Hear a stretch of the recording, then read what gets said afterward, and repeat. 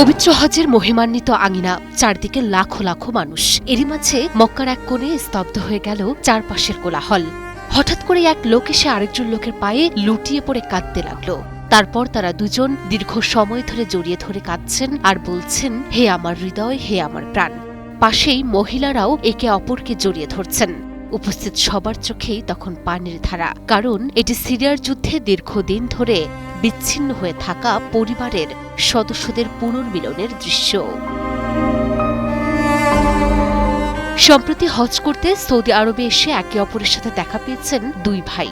সব যোগাযোগ বিচ্ছিন্ন থাকা দুই ভাই ভাবতেও পারেননি আবার কোনোদিন ইহজগতে তাদের দেখা হবে। কিন্তু পৃথিবীর সব হিসাব নিকাশ উল্টে দিল পবিত্র হজ। বিশ্বের বিভিন্ন প্রান্ত থেকে ভাগ্য বিড়ম্বিত এই মানুষগুলো ছুটে এসেছিলেন আল্লাহর দরবারে, আর সেখানেই পৃথিবীর সবচেয়ে পবিত্রতম স্থানে অলৌকিকভাবে মুখোমুখি হলেন বিচ্ছিন্ন হয়ে যাওয়া দুই ভাই।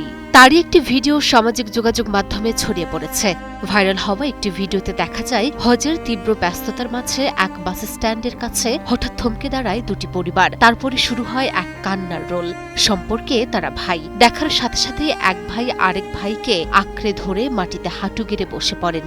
এ যেন শুধু আলিঙ্গন নয়, বছরের পর বছর ধরে বুকে চেপে রাখা এক মহাসমুদ্রের সমান কষ্টের বহিঃপ্রকাশ। পাশেই পরিবারের নারীরাও একে অপরকে জড়িয়ে ধরে কাঁদছেন। কিন্তু কেন এই বুক ফাটা কান্না, কেন এই বাঁধ ভাঙা আবেগ?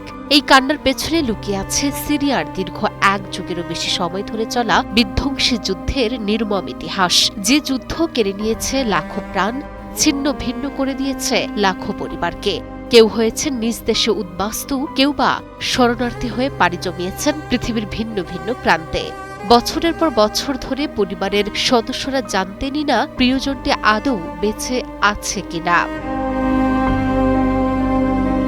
হজের এই পবিত্র আঙিনা বারবার প্রমাণ করে এটি শুধু ইবাদতের স্থান নয়, এটি বিশ্ব মুসলিমের মহামিলন মেলাও বটে।